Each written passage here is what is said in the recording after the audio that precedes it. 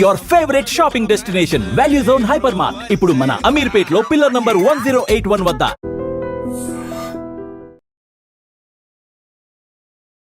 హైదరాబాద్ పాత బస్తీ. ఇక్కడ ఏదైనా జరిగితే నిజంగా ఒక సెన్సేషన్ వార్తలాగానే ఉంటుంది.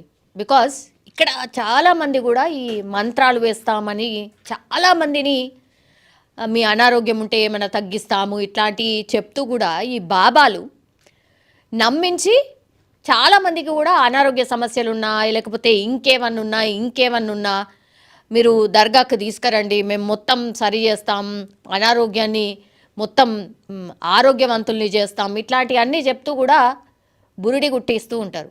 సేమ్ అట్లాంటి దొంగ బాబానే ఇక్కడ కూడా బయటపడ్డాడు. పూణేకి సంబంధించిన వ్యక్తులు వీళ్ళు. యాక్చువల్లీ పూణే నుంచి వాళ్ళ అమ్మాయికి హెల్త్ బాగాలేదు అని చెప్పి అక్కడి నుంచి ఇక్కడ హైదరాబాద్లో వాళ్ళ సిస్టర్ ఉంటుందట. సో సిస్టర్ దగ్గరికి పంపించింది వాళ్ళ కూతుర్ని. పంపించిన తర్వాత 4 నెలల క్రితమే పంపించింది. అప్పటి నుంచి కూడా అక్కడ దగ్గరలో ఓ బాబా ఉన్నాడు. ఆ బాబా మంత్రం వేస్తే పూర్తిగా అనారోగ్యం ఏమున్నా అదంతా కూడా పోతుంది అని ఉంది కాబట్టి ఏపీయు అని చెప్పి వాళ్ళ పాపను పంపించింది.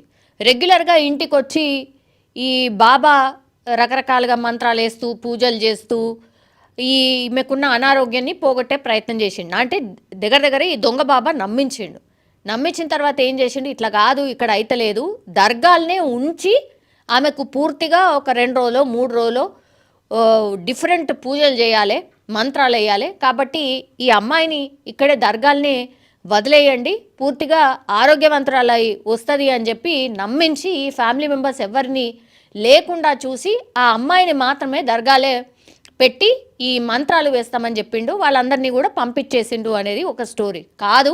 యాక్చువల్లీ మాకే తెలియకుండా మా అమ్మాయిని అక్కడి నుంచి తీసుకెళ్ళిపోయిండు. మేమందరం కూడా మా అమ్మాయితో పాటు వెళ్ళినాం. కానీ అక్కడి నుంచి మా అమ్మాయిని అసలు అతను తీసుకొని వెళ్ళిపోయిండు, బాబా తీసుకొని వెళ్ళిపోయిండు అనేది ఈమె వర్షన్. మరి ఎగ్జాక్ట్లీ ఏం జరిగింది ఏంటి అనేది కూడా పోలీసులు తేల్చే అవకాశం అయితే ఉంటుంది. కానీ తీరా చూస్తే ఈ దొంగ బాబా ఏం చేసిండు అంటే పూర్తిగా ఈమెను ట్రాప్ చేసిండు. ఈ పిల్లని ఎవరైతే అనారోగ్యంతో ఉన్నదో ఆమెను ట్రాప్ చేసిండు. అసలు అనారోగ్యం ఉందో లేదో కూడా అర్థం కాని పరిస్థితి. ఎందుకంటే అనారోగ్యంతో ఉన్నదనుకోండి సపోజ్, ఇప్పుడు ఏం చేసిండు ఈ బాబా, లాస్ట్కి వస్తే ఆ పిల్లని మాయమాటలు చెప్పి పెళ్లి చేసుకున్నాడట. పోలీసులు ఇది నిర్ధారణ చేసిండు.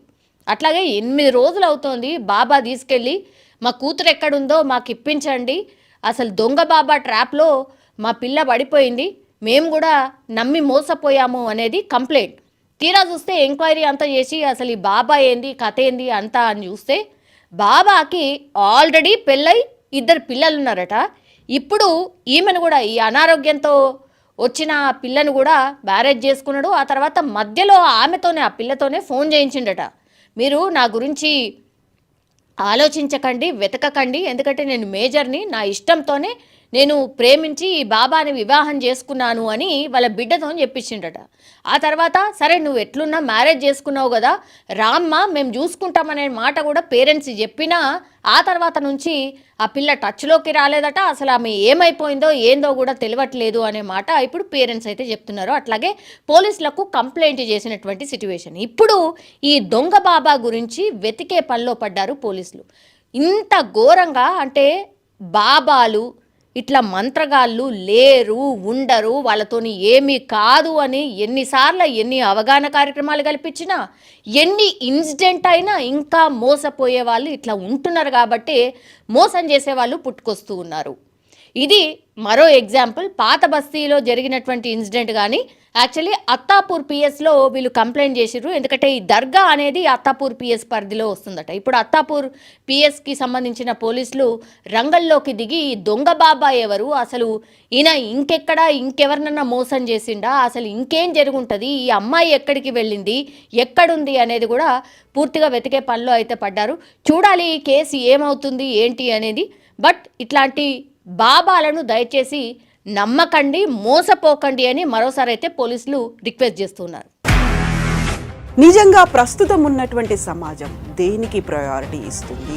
ఆర్థిక సంబంధాల చుట్టూ మాత్రమే తిరుగుతుంది. మళ్ళీ ఎన్నికలంగానే చాలా విరక్తి కలుగుతుంది. మంచి అనిపిస్తుంది కదా, లేడీస్ కూడా ఛాలెంజింగ్ జాబ్స్ చేసినప్పుడు చాలా బాగుంటది. ట్రాఫిక్ అసిస్టెంట్స్ గా నియమించిన ట్రాన్స్జెండర్స్ అందరితో సాల్యూట్ చేయించుకుంటున్నారు. ఫుడ్ డెలివరీ ఇవ్వటానికి వెళ్ళినటువంటి డెలివరీ బాయ్ అనిల్ పై కళ్ళ ముందు పెళ్ళండి